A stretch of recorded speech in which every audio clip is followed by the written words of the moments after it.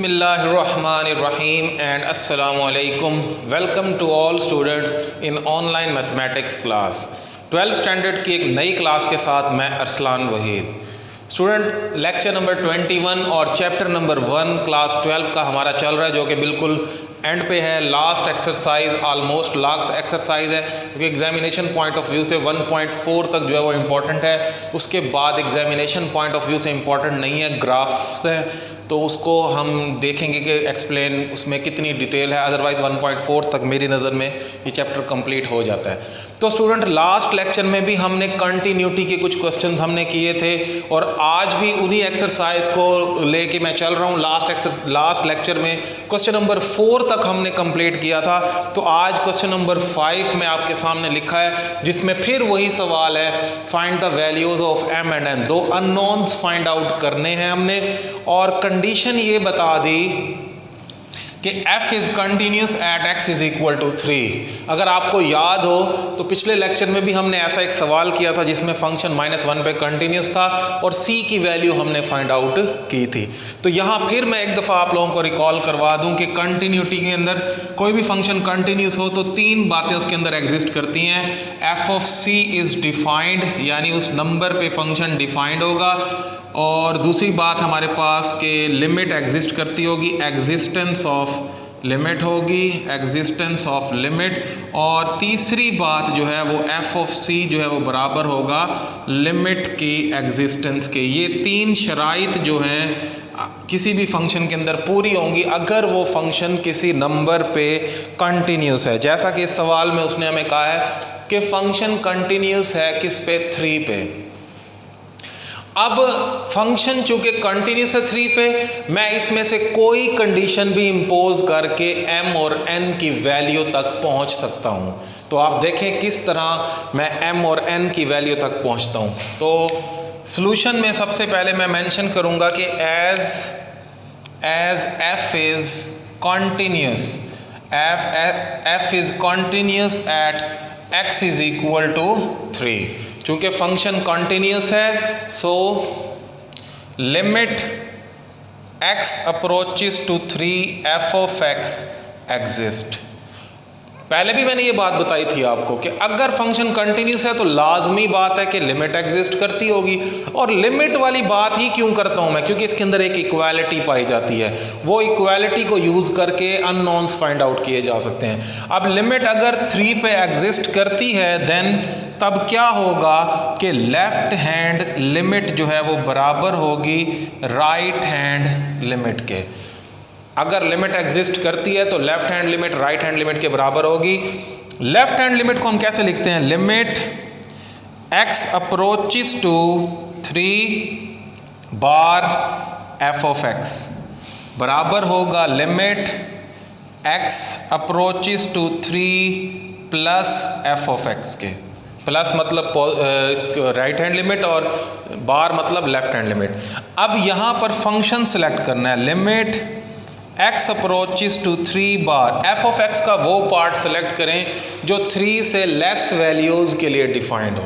3 से less values के लिए क्लियरली नज़र आ रहा है कि ये mx जो है ये डिफाइंड है, तो यहाँ लिखेंगे आप mx।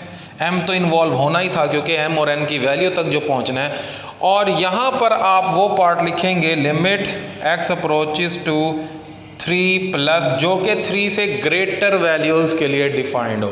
तो 3 से ग्रेटर वैल्यूज़ के लिए फंक्शन कौन सा डिफाइंड है, -2x प्लस 9। दोनों तरफ लिमिट पुट कर दें और m जो है वो आप कैलकुलेट करने के काबिल हो जाएंगे। यहाँ अगर x की जगह 3 पुट करूँ तो ये बनता है 3m इज़ इक्वल टू, यहाँ अगर x की जगह 3 पुट करें तो -2 इंटू 3 प्लस 9, तो ये क्या बना, 3m is equal to 3 2 6 -6 plus 9, 3m is equal to 3 and m is equal to 3/3, यानी m इज़ इक्वल टू 1। तो m की वैल्यू क्या निकली हमारे पास, m की वैल्यू 1 निकली है। अब आप ये देखें कि m की वैल्यू 1 आ गई, अच्छा, अब मैंने पहुंचना है n की वैल्यू तक, उसके लिए भी मुझे कोई कंडीशन यूज़ करनी चाहिए। उसके लिए मैं ये थर्ड कंडीशन यूज़ करूंगा, जिसमें हम कहते हैं कि एफ ऑफ सी और लिमिट का आंसर बराबर है। लिमिट का आंसर तब बराबर होता है जब लेफ्ट और राइट दोनों लिमिट्स बराबर हों। अब लेफ्ट को भी आप इक्वल कर सकते हैं, इसके राइट को भी इक्वल कर सकते हैं, क्योंकि लिमिट एग्जिस्ट करती है तो लेफ्ट और राइट दोनों बराबर होते हैं। तो अगर दोनों बराबर हैं तो आप इसका मतलब एफ ऑफ सी के इक्वल लिमिट की लेफ्ट साइड भी रखें या राइट साइड रखें, इट्स अप टू यू। ठीक है जी। तो नाउ फॉर n क्या करूंगा मैं, F of 3 is equal to limit x approaches to 3 plus F of x। मैंने राइट हैंड साइड वाली लिमिट के बराबर कर दी है। अब एफ ऑफ 3 का मतलब होगा n, क्योंकि 3 के ऊपर जो फंक्शन डिफाइंड है वो n है। सो इसकी जगह n पुट हो जाएगा और राइट हैंड लिमिट आप पुट कर लें 3 से ग्रेटर वैल्यूज़ के लिए ये फंक्शन। आप लेस वैल्यूज़ वाला भी यूज़ कर सकते हैं, क्योंकि आपके पास तो m की वैल्यू आ चुकी है, उसमें भी आप m की वैल्यू पुट करके लेस वाला भी यूज़ कर सकते हैं। मैं ये यूज़ कर रहा हूँ माइनस 2x प्लस 9 वाला। Limit x approaches to 3 plus minus 2x plus 9। इसके अंदर जब हम लिमिट पुट करेंगे 3 2s are 6 minus 6 plus 9 which is equal to 3। So n is equal to 3 जो है वो इसमें n की वैल्यू बनती है। n इज इक्वल टू 3 जो है वो आंसर आ जाएगा। मैं उम्मीद करता हूँ कि ये बात आपको समझ आ गई होगी कि मैंने n की वैल्यू कैसे फाइंड आउट किया, मैंने कंडीशन को कैसे इम्पोज किया है। तो इसको देख लें, मैं नेक्स्ट क्वेश्चन की तरफ मूव करने लगा हूँ। इसका नेक्स्ट पार्ट सॉल्व करते हैं जी स्टूडेंट। तो उसका सेकंड पार्ट उसी क्वेश्चन का जिसके अंदर m और n की वैल्यूज मालूम करनी थी, लेकिन इसमें तो सिर्फ और सिर्फ m दिया हुआ है। इसका मतलब इसमें n मालूम करने की ज़रूरत ही नहीं पेश आएगी। तो सिर्फ और सिर्फ हम क्या मालूम करेंगे, m मालूम करेंगे। कंडीशन फिर वही है कि function is continuous at x is equal to 3, इसलिए तो यहाँ 3 के ऊपर डोमेन जो है वो मेंशन की गई है। तो फिर वही बात कि m की वैल्यू तक पहुंचने के लिए फंक्शन कंटिन्यूस है, मैं एग्जिस्टेंस ऑफ लिमिट का यूज़ करूंगा। तो वही सेम प्रोसीजर हो जाएगा सॉल्यूशन में, एज f इज़ कंटिन्यूस।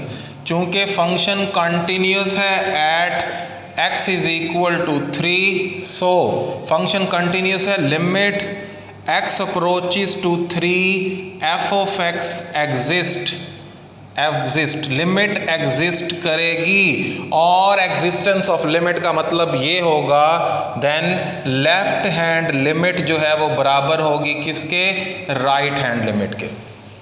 ये कंडीशन इम्पोज करके ही मैं जो है यहाँ तक पहुँच सकता हूँ m की वैल्यू तक। पुट करें जी, लेफ्ट हैंड लिमिट को आप कैसे लिखते हैं, limit x approaches to 3 bar f of x और limit x approaches to 3 plus f of x। Limit x approaches to 3 f of x का वो पार्ट जो 3 से लेस वैल्यूज के लिए डिफाइंड हो वो है mx, और लिमिट x अप्रोचेस टू 3 यहाँ बार आना था प्लस वो पार्ट जो 3 से ग्रेटर वैल्यूज के लिए डिफाइंड हो दैट इज x स्क्वायर। लें जी, अब लिमिट पुट कर दें आप। यहाँ लिमिट पुट करूँगा x की जगह 3, तो ये बनेगा 3m इज इक्वल टू, और जब यहाँ आप 3 की जगह लिमिट पुट करेंगे x की जगह 3 का square, 3m is equal to 9, m is equal to 9/3 which is equal to m is equal to 3। तो स्टूडेंट देख लें m की वैल्यू यहाँ भी हमने फाइंड आउट कर ली है और वो वैल्यू क्या आई है, 3 आई है। तो इस तरह आप कंडीशन इम्पोज करके जो फंक्शन की लिमिट है वहाँ तक पहुँच सकते हैं। तो इसलिए अब इसको देख लें अच्छी तरह। मैं नेक्स्ट क्वेश्चन, लास्ट क्वेश्चन जो है इस एक्सरसाइज का, जो कि इम्पॉर्टेंट कंसिडर किया जाता है एग्जामिनेशन पॉइंट ऑफ व्यू से, उसको मैं लिखने लगा हूँ जी स्टूडेंट। लास्ट क्वेश्चन है इस एक्सरसाइज का और इम्पॉर्टेंट क्वेश्चन है। लॉन्ग क्वेश्चन में भी, एज ए लॉन्ग क्वेश्चन भी ये आपके फाइनल एग्जाम्स में पूछा जा सकता है और बहुत ही इम्पॉर्टेंट समझा जाता है एग्जामिनेशन पॉइंट ऑफ व्यू से। अब इसमें देखें फंक्शन कुछ इस तरह डिफाइन किया है उसने पीस वाइज कि जैसे उस पहले तो होता था कि ग्रेटर के लिए अलग फंक्शन, लेस देन के लिए अलग फंक्शन, इक्वालिटी के लिए अलग। यहाँ उसने कहा कि x इज इक्वल टू 2 के लिए k है और 2 के अलावा यानी जब 2 ना हो, चाहे वो 2 से ग्रेटर वैल्यूज़ हो चाहे लेस वैल्यूज़ हो, उनके लिए फंक्शन एक ही उसने दे दिया है। यानी ग्रेटर के लिए अलग और लेस देन के लिए, 2 से ग्रेटर वैल्यूज़ के लिए अलग और लेस देन वैल्यूज़ के लिए अलग नहीं दिया। उसने एक ही फंक्शन दे दिया कि 2 से ग्रेटर वैल्यूज़ के लिए भी ये है, लेस वैल्यूज़ के लिए भी ये है और 2 के लिए ये है। और साथ ये कंडीशन बता दी कि मालूम करे फंक्शन कंटिन्यूस है x इज इक्वल टू 2 पे। तो फंक्शन की कंटिन्यूटी को यूज़ करते हुए ही हम k की वैल्यू तक पहुंच सकते हैं। थोड़ा सा डिफरेंट है ये सवाल उस पिछले क्वेश्चन से, ज़रा देख लीजिएगा। सॉल्यूशन में सबसे पहले तो मैं ये कहूँगा कि as f is continuous at x is equal to 2। अब यहाँ पर मैं एग्जिस्टेंस ऑफ लिमिट का डायरेक्ट कॉन्सेप्ट यूज़ नहीं करूँगा। क्यों? क्योंकि इसमें लेफ़्ट और राइट दोनों के लिए तो एक ही फंक्शन दिया गया है। तो इसमें मैं वो तीसरी कंडीशन यूज़ करूँगा जिसमें हम कहते हैं कि एफ ऑफ सी बराबर है लिमिट के। भाई लिमिट एग्जिस्ट तो 100% करती होगी क्योंकि फंक्शन कंटिन्यूस है। फंक्शन कंटिन्यूस हो तो तीनों कंडीशन सेटिस्फाई होती हैं। तो मैं उस आखिरी कंडीशन का यूज़ करूँगा, सो एफ ऑफ सी जो है वो बराबर होगा limit x approaches to 2 F of x के। हालांकि पिछले क्वेश्चन में मैं डायरेक्ट लिमिट को यूज़ करता था, लेफ्ट हैंड और राइट हैंड लिमिट को बराबर रख के अननोन फाइंड आउट कर लेता था। यहाँ ऐसा मैं नहीं कर सकता इस वजह से कि लेफ्ट और राइट दोनों के लिए फंक्शन एक ही दिया हुआ है। तो इसलिए मैं ये तीसरी कंडीशन यूज़ करूँगा। अब एफ ऑफ सी यानी एफ ऑफ 2, सी की बजाय बेशक आप 2 लिख दें क्योंकि यहाँ भी मैंने 2 लिखा है। तो एफ ऑफ 2 के लिए फंक्शन क्या डिफाइंड है? फंक्शन डिफाइंड है जी 2 के लिए k, और limit x approaches to 2 F of x। अब यही हिस्सा लिखना पड़ेगा क्योंकि लेफ्ट के लिए भी यही है, राइट के लिए भी यही है, तो यही लिखना पड़ेगा। ये है G 2x + 5 minus square root of x + 7 over x - 2। अब इसके अंदर मैं डायरेक्ट लिमिट तो पुट नहीं कर सकता। तो फिर याद आया कि एक्सरसाइज 1.3 में उसने कहा था कि जब डायरेक्ट 0/0 फॉर्म बनती हो, जैसे डिनोमिनेटर में 0 बन रहा है, इसमें तो अनडिफाइंड हो रहा है, तो इसको अलजेब्रिक टेक्निक लगा के हम सॉल्व कर सकते हैं। अलजेब्रिक टेक्निक इसमें क्या होगी कि मैं इसको मल्टीप्लाई और डिवाइड करूंगा इसके कॉन्जुगेट से, यानी 2x + 5 square root plus square root of x + 7 और डिवाइड भी कर दूंगा मैं इसको 2x + 5 square root plus x + 7 से।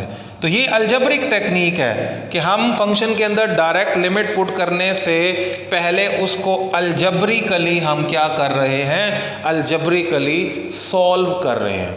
अब देखें ये तो k ही रह जाएगा, अभी भी लिमिट पुट नहीं कर रहा। लिमिट x अप्रोचेस टू 2, ये ऊपर इन दोनों से मल्टीप्लाई करें तो a - b a + b, ऊपर तो फार्मूला बनता है a² - b² का, 2x + 5 स्क्वायर रूट का square minus x + 7 square root का स्क्वायर। ठीक है जी, और डिवाइडेड बाय में हमारे पास ये इससे मल्टीप्लाई हो जाएगा, यानी x - 2 इंटू स्क्वायर रूट के अंदर हमारे पास है 2x + 7, बल्कि ये प्रोडक्ट की शक्ल में लिखना पड़ेगा, 2x + 7 square root plus x + 7 square root. ठीक है जी, बाकी मैं आगे सॉल्व करता हूँ, ज़रा देख लीजिए। k इज इक्वल टू ऊपर ये स्क्वायर से स्क्वायर रूट कैंसिल करें, 2x + 5 माइनस से ब्रैकेट ओपन हो रही है, x - 7 हो जाएगा और नीचे हमारे पास है x - 2 into 2x + 7 plus x + 7। ठीक है जी। अब ये हमारे पास हुआ ऊपर 2x में से 1x गया x minus 5 plus 5 minus 7 minus 2 over में क्या है x माइनस 2। बस नीचे से x माइनस 2 ख़त्म होने की देर है, हम लिमिट पुट कर सकेंगे और नज़र आ रहा है कि x माइनस 2 जो है वो अब ख़त्म होने वाला है। ठीक है जी। तो बल्कि यहाँ लिमिट भी साथ लिखनी थी, मैं इन स्टेप में नहीं लिखी, तो आप साथ लिख लीजिएगा। ये x माइनस 2 से पूरा का पूरा क्या हुआ, कैंसल हुआ। अब हमारे पास जो फंक्शन है k इज इक्वल टू वो ये बचा हुआ है, लिमिट x अप्रोचेस टू 2, यहाँ भी लिखनी थी लिमिट, आप लिख लीजिएगा 1 over 2x plus 7 square root, ठीक है जी, plus square root of x plus 7। अब अगर मैं इसके अंदर लिमिट पुट करूं तो 0/0 फॉर्म से मैं बच सकता हूं और k की वैल्यू डायरेक्ट मेरे इस लिमिट से निकल सकती है। पुट करते हैं जी। k इज इक्वल टू, जहाँ x है वहाँ 2 पुट करना है, 1 ओवर 2 इंटू 2 4 2 इंटू 2 2 टू दर 4 और 7 कितना हो जाएगा, ये 7 नहीं 5 है, आई थिंक ये 5 था, ये मैं गलती से 7 लिखता आ गया हूँ। ये देखें यहाँ भी मैंने गलत कर दिया है, 5 था, ये देखें यहाँ 5 आ रहा था। ठीक है जी। तो अगर इधर लिमिट पुट करें 2 टू दर 4 प्लस 1 कितना हो जाएगा 5, 5 और 4 9, स्क्वायर रूट ऑफ 9 प्लस यहाँ 2 पुट करूँ 7 प्लस 2 9, स्क्वायर रूट ऑफ 9, तो स्क्वायर रूट ऑफ 9 और स्क्वायर रूट ऑफ 9 क्या हो जाएगा 1/3 प्लस 3 यानी कि 1/6। तो k की वैल्यू जो हमारे पास निकली है वो 1/6 जो है वो हमारे सामने आ गई है। स्टूडेंट ये इंपॉर्टेंट क्वेश्चन है, फाइनल एग्जाम्स में जो है वो इस क्वेश्चन को एग्जामिनर पसंद करता है और ये अक्सर जो है इस तरह का सवाल जो है फाइनल एग्जाम्स में आ जाता है। तो इसको आपने अच्छी तरह प्रैक्टिस करनी है, सिर्फ एक दफ़ा कर लेने से ये क्वेश्चन जो है वो आपको समझ नहीं आता, इसको बार बार आपने जो है वो प्रैक्टिस के तौर पर इसको हल करना है। इसके अलावा मैं देखता हूँ कोई इंपॉर्टेंट एग्जाम्पल है तो वो भी मैं आपको बता देता हूँ। जी स्टूडेंट, आपके पेज नंबर 30 पे एग्जाम्पल नंबर 4 भी कंटिन्यूटी से रिलेटेड है, वो भी आपने देखनी है। एक्सरसाइज पेज नंबर 30 पे बुक मेरे सामने है इस वक्त, और पेज नंबर 30 पे एक और एग्जाम्पल है, एग्जाम्पल नंबर 5, वो भी कंटिन्यूटी से रिलेटेड है। ये दोनों क्वेश्चंस जो हैं एग्जाम्पल वाले, ये भी फाइनल एग्जाम्स में आपसे पूछे जा सकते हैं। तो इंशाल्लाह आप इनको अच्छी तरह तैयार कर लें। इंशाल्लाह नेक्स्ट लेक्चर में देखेंगे कि अगर कोई चीज़ इसमें चैप्टर में से मिसिंग होगी तो मैं उसको लेके आऊँगा, अदरवाइज इंशाल्लाह नेक्स्ट लेक्चर में एक नए चैप्टर के साथ हाजिर होऊंगा। तो इस चैप्टर को अच्छी तरह प्रैक्टिस कीजिए। कोई प्रॉब्लम है आप मुझसे पूछ सकते हैं, व्हाट्सएप नंबर भी आपके पास है, आप उस पर भी बात कर सकते हैं। तो इंशाल्लाह नेक्स्ट लेक्चर में एक नए लेक्चर टॉपिक के साथ हाजिर होऊंगा। तब तक के लिए इजाज़त दें, अल्लाह हाफिज़।